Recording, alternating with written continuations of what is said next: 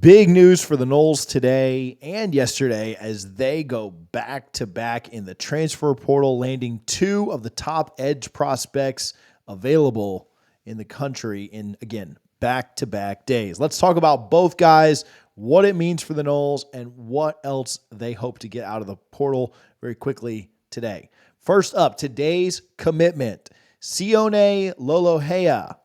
I know that name may not just roll off the tip of your tongue, but he transfers in from Oregon State. Obviously, teammates last year with DJ Uiagalelei. We went from Travis Inverse to Lolohea and Uiagalelei. A lot tougher this year for Jeff Culhane in the booth, but prayers up to my guy. Defensive end, edge prospect, 266 plus pounds, 6'3", out of Aquinas there in San Bernardino, California. Part of the 2020 recruiting class. He was originally a 3-star prospect in and coming out of high school. Transfer portal ranking, he is the number 15 overall edge prospect in the country. He did play all 7 games in 2020. Obviously, that year didn't count against him. Played in 2021, in 22, and 23 as well. 8 games in 21. Played every game in 2022. He made all Pac-12's honorable mention in that season. And then last year in 2023, had 47 tackles, 8.5 for loss, a sack and a half, and 2 forced fumbles. Very, very productive out there at Oregon State. Really have to like that. Like his motor, USC was in on this as well. We let our Discord know this morning that we expected the Noles. There were a flurry of predictions and crystal balls coming in for Southern Cal, but tried to keep people updated and think we did a good job of that, letting you know that the Noles would pick up Lolohea. Go join our Discord and our Patreon if you haven't done that yet, patreon.com/DFNS. Really like this pickup. I want to talk more about both of these guys together, but first let's introduce yesterday's pickup as well. Happened late last night, so wanted to kind of do these together if we could. Again, not the easiest name, doesn't just roll off the tip of the tongue, but Tomiwa Durojaiye is what I've got for that. That's how it was phonetically listed on West Virginia's website as he transfers in from the University of West Virginia. Defensive end as well, 278 pounds, 6'4", from Middletown, Delaware. Part of the 2022 recruiting class. He was a 3-star in high school as well. In his 2023 campaign at WVU, he had 23 total tackles, 6 for a loss, 3.5 sacks, and 1 quarterback hurry. Listening to Brendan Sione of Noles 247 talk about him just a little bit, said he really dug Tomiwa's game. 2 of his 14 QB pressures came against some of their worst competition, but he was really, really productive against both TCU and UNC. Graded out really well according to PFF against Oklahoma. A lot of upside here for this player.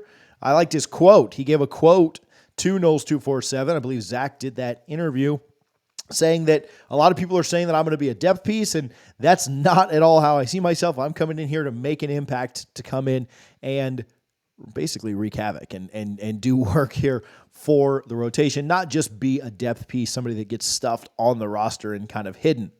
Let's talk about both these guys, but of course, a couple of commitments mean that we are absolutely wearing the Battles In quarter zip. If you haven't already joined, Florida State has a top 5 transfer portal class. I was talking to somebody this morning about what the Noles are doing in the transfer portal, and they emphasized, we are the portal kings. We're the ones who invented this thing. We're the ones who have capitalized on the most, and Florida State is not slowing down anytime soon. I expect more out of the transfer portal, and we will be bringing you all of that information soon. But if you like picking up big-time edge prospects, big-time commits out of the transfer portal, make sure that you are giving back to the Battle's End. I know that the last month and a half for Noles fans hasn't been the most fun, from the snub to signing day to other things, but the way that they've done work over the last couple of weeks in the portal, starting with Marvin Jones Jr. up through DJ, and then the rest of the pickups that they've had since then have been pretty special. Really talented roster and depth that they're bringing in. So make sure that you're supporting thebattlesin.com. You sign up for a monthly or one-time donation. You can also go get a lot of cool swag and gear on their website. Again, this quarter zip is, to me, the best thing that they have. They have a white one now. It's out of stock, but it's pretty cool as well. But thebattlesin.com, make sure you're supporting our athletes.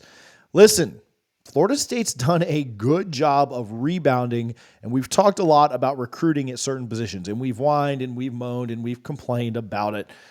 Florida State's done a good job of rebounding from that and getting both of these edge prospects as well as Marvin Jones Jr. You've got 3 really talented edge prospects now that are coming in and part of this class and part of what you can do. One has a year of eligibility remaining, whereas the other has 3 years of eligibility left that he can kind of bring and play for you. That's a big deal. And getting him for multiple years is a huge, huge benefit for the Noles.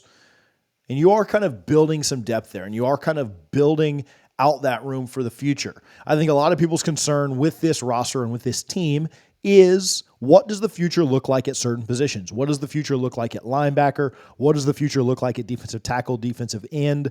You obviously, I think the defensive line you think is going to be pretty good this year with Marvin Jones Jr., Pat Payton, Darrell Jackson, Josh Farmer, and other pieces that are there as well. But what does that room look like past this year? We've got to add pieces to it that have multiple years of eligibility. And you'd love to do that through the high school ranks. You'd love to do that with some of the top prospects that we've talked about, some of the ones we've missed on, some of the ones we haven't gotten in.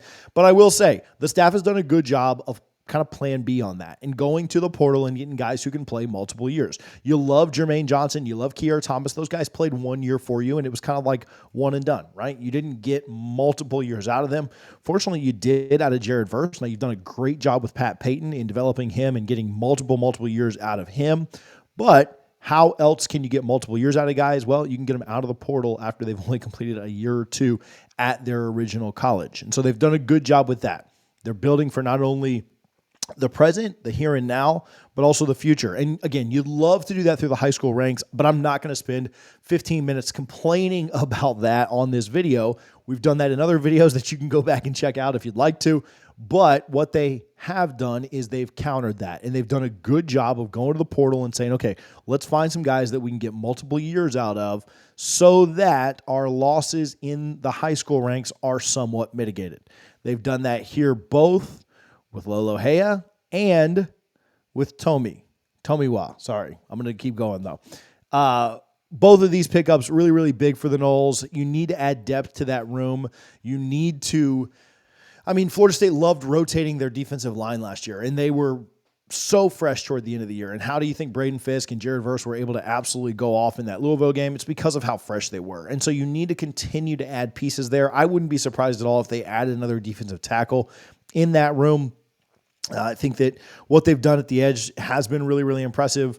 I also think the West Virginia transfer, Tomiwa, could slide on the inside and play some there. He's a big kid at 6'4", 278 plus. I wouldn't be surprised if he added 10 or 15 pounds under Coach Storms.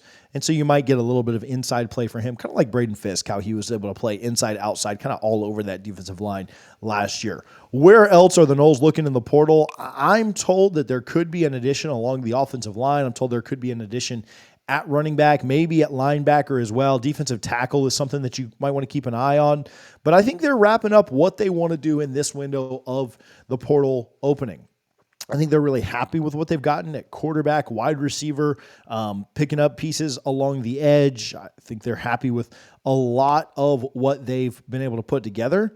I don't think they're done just yet. I don't think that you're going to see a ton more signings at this time. You may see some stuff in the spring window. Obviously, they're carrying a lot of guys on this roster right now. You're going to see some departures. You're going to have to get under the 85 scholarship limit. That number always works itself out. Don't ask, don't comment where we at on scholarships. We're way over. Some guys will leave after the spring window. It happens every year. Don't flip out about that. But yeah, keep an eye on linebacker. Keep an eye on offensive line, maybe running back, maybe wide receiver. Keep an eye on all of that. But I like mostly where the Noles have finished here in the spring portal. There's a reason they have a top 5 class. Before this commitment, they were the only team in the top 10 that had less than 10 prospects signed. Their average is sky high. I believe it's the second highest in the country of anybody that has multiple commits, only behind Ole Miss's, which they've been going nuts in the portal right now. They're kind of doing what Florida State did in the portal last year. I don't think Florida State has as many glaring needs as Ole Miss does, and so it kind of makes sense that they would. You can't do that every single year as FSU. But yeah, I think Florida State's probably got for quality only. probably has the second best or best class in the country so far, and they're not done yet. So we'll see what the next few weeks hold, the next few days even. Make sure that you keep it locked in here with the channel. Hit the subscribe button if you haven't already. Again, some crystal balls flying in this morning for him to go elsewhere. We let our Patreon and our Discord members know that that was not the case. He was going to be a Nole. So go sign up for our Patreon if you haven't just yet. Patreon.com/DFNS if you need this info first, or if you just want to support the channel. We certainly won't complain about that either. Thank you guys a ton. We'll talk to you soon. Go Noles.